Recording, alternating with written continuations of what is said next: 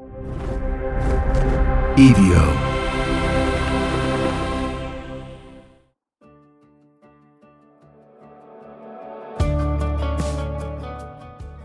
Oh my God. Hey everybody, and welcome to Finding Me. I'm Josh Wolf. This is now the third time I have started this podcast. The first time I didn't hit record, but I spoke for 7 minutes. And then since I'm doing this on my phone, I don't know how to make the do not disturb work, I guess. So phone calls come through, and when phone calls come through and you're on StreamYard, it boots you off. And so we're starting again.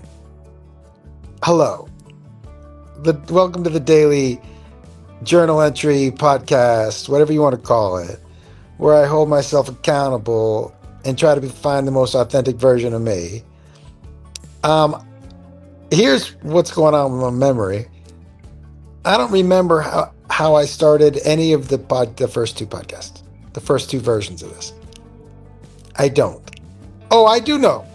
So I updated my phone. Nothing made me feel older, man.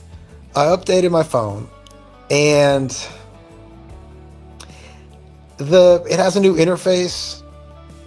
I can't figure out how to find people in my contacts. Every time I hit an update, I'm fucking sorry I did.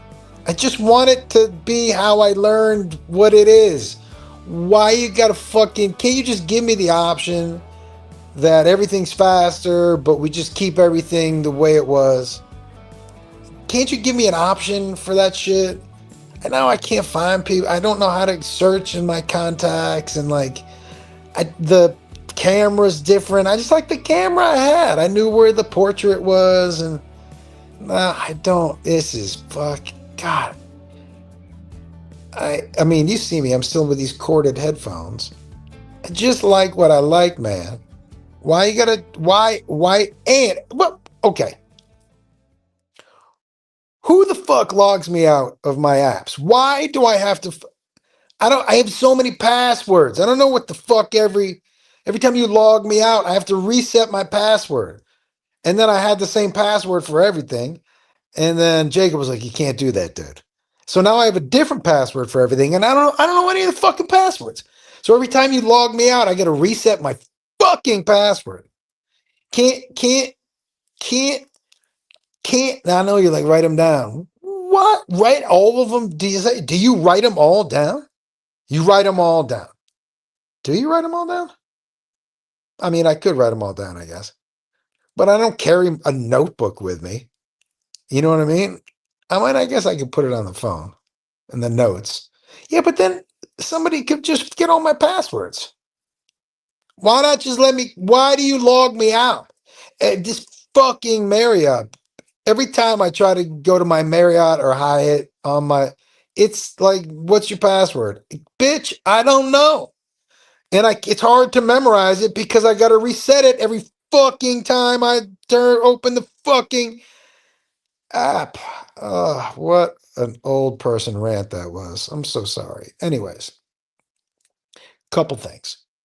First, I already got a couple messages. And by the way, finding me with joshwolf@gmail.com, finding me with joshwolf@gmail.com. I got a couple messages about yesterday's podcast about comedy.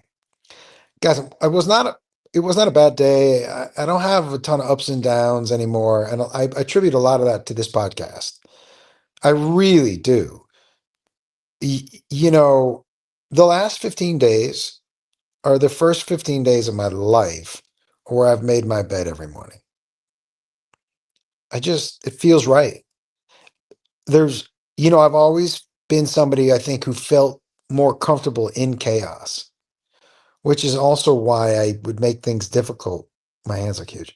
Difficult for myself. I was comfortable in the chaos. And this, speaking the truth, looking directly at myself, has calmed me down so much. And there's less chaos already inside. So there's less chaos outside. No messy bed. No little piles of shit places. I just put it away because I feel less chaos in here.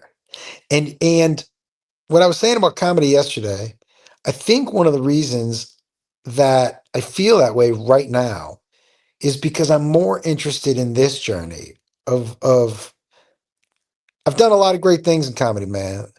I'm not the funniest and I'm not the biggest, but if I'm honest, I'm in the 1% of people who have ever done this job. I was thinking about that. In the history of people who've ever tried to do stand up, I'm in the 1%. That's fucking crazy to me that I had this dream when I was 16. You know, it's such amazing perspective. And, but I've never done any work on me. And this feels more important right now. And I think that's what it is. And I went down last night and had a great set at Kimmel's. I had a ton of fun. I told you yesterday, I love being on stage. But and I love touring with Jacob. But the work part of it, of, and it is work, dude. Writing jokes, making time to write jokes and being creative, it's work. It's work time. The work part. It's like what older athletes say, who's like, I still think I can compete. I just don't want to I don't have the mental to do the two-a-days and to do the camp and to do all the practices. But if it was just going to play games, sign me up. And that's where I'm at. I love performing, but the work part right now doesn't feel as important as this work part, the working on me. And I think that's what it is. And that's why I get bored with it, because it doesn't feel as important. And like I said, I still love performing and I still love making people laugh. And it's such a privilege. But I honestly think this podcast has made me a little less funny because my knee-jerk reaction isn't to go to jokes in my life right now. It isn't. It's figuring out who I am. And I like I said, when I cross the finish line, I want to cross the finish line the best version of me that I've got. And that to me is what's important. My shows are still flicking a ton of fun. Don't get me wrong. I'm not up there doing a TED talk and we're not crying together singing Kumbaya. But the part where I would do the work, which is why it might be boring because I'm not as excited about the material because I'm not doing the work. You know what I mean? You see what I'm saying? And instead, I'm trying to focus on the things about me right now, what I've never focused on in my life. So I didn't go to my cardiologist appointment today, so I have no updates for you. I didn't go because there's some sort of biblical storm in LA where people are floating away, and the wind here yesterday was crazy. So I'm not going into LA for a day. Have you ever driven in LA when it's raining? It's pandemonium, and people are doing 2 miles an hour, and it's like, hey, you have tires on the car, you know. It's not like they build cars not expecting rain. You're gonna be okay. I mean, don't do 90 down Sunset, but you're gonna be fine. Just don't be stupid, you know. There's no reason to drive two. It's real. I just wasn't gonna do it. And plus the wind here. Um, I, I was gonna take off and land in huge wind pass. I like my butthole where it is. I don't need to be sucking it in. I'm so clenched up. But I do want to say something real quick about the weed. Okay. What I'm finding, I think, is part of the weed. It started out just fun. I was getting high and giggle, ha ha ha. But if I'm being honest with myself, I can't remember the last time I enjoyed my high. It was just numbing shit. But I can't remember the last time I really enjoyed a weed high. And I'm not saying I'm gonna stop forever, and I'm not saying I'm stopping right now for good. I might smoke once in a while, but I feel better off of it. I feel more present. Um, and Even if I did stop, I had a pretty good run. Lord knows. I smoked plenty of weed, ate plenty of edibles, you know? So I didn't miss anything. I got my money's worth, you know? I'm still going to do mushrooms, and I'll probably smoke weed when I do mushrooms. It's the only way I can go to sleep. Um, and I don't think I could go completely sober. I like to bend my brain, but I don't need to be high all the time. I like feeling things. Um, it's funny. I used to trick myself into thinking I was a better comic on stage because I would think about different things. But then I watched my own set, and I was like, "Gah, why are you talking so slow?" I like the mushrooms because the mushrooms do bend my brain to think in different ways, and I also just like the feeling, if I'm being honest. And I love walking on stage. Like, what am I going to be able to control this tonight or not? Like, that is kind of fun for me. All that's fun. It's still fun. It might get to a point where it's not fun anymore. Right now, it's still fun.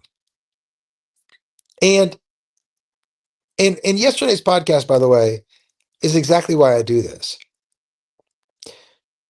By the way, I was having a great day yesterday. I was not bummed. I know I got a couple messages finding me with joshwolf at gmail.com, finding me with joshwolf at gmail.com. I got a bunch of messages about you seem bummed out, or I wasn't bummed.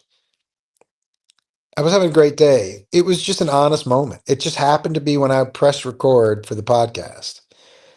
But this is what I want this to be. I want me to be present in the moment and speak on what I'm thinking. This is the whole point of this, you know? And so, and there, I am going to have ups and downs, man. I'm a human being, you know? I can't pretend this is not about me pretending. So on the bad days, there'll be bad days. And on the good ones, there's good ones. And on the, I'm a person just like you. We have the ups and downs. But despite the ups and downs, I want to make sure that I show up and that I'm present and that I'm here. So I can't explain how much good is coming from this. And the messages I get from you guys that somehow this is helping you, this is so humbling. But finding me with joshwolf@gmail.com, hit me up with anything you're curious about. If I want to talk about it, I will. And if I don't, I'll just email you back and be like, nah, it's not something that I'm interested in right now. But yeah. And last night's show at Kimmel's was great. I did remember something about what makes my time on stage so enjoyable for me. I like starting out the show talking to the people up front because I'm not going to do a full show of crowd work and I don't want people shouting shit out at me. But what I want to establish when I walk on stage is that we are having a conversation. And eventually the conversation part is me telling jokes and you laughing. Right? But the way to establish the conversation is to talk to you. I want it to feel like that your buddy's on stage just telling you jokes and stories. And for me, the way to establish that kind of rapport is to just talk to some people. Man, I'm not roasting people. That's not my thing.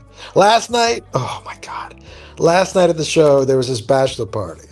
And the bachelor had this pink bow on. And I was like, yo, he goes, this is my bachelor party. I go, you're at a comedy show in Vegas for your bachelor party? I go, who's your best man? And he was like, this guy. And I told him, I go, dude, you throw the worst bachelor party in the world. And he goes, I didn't make the plans.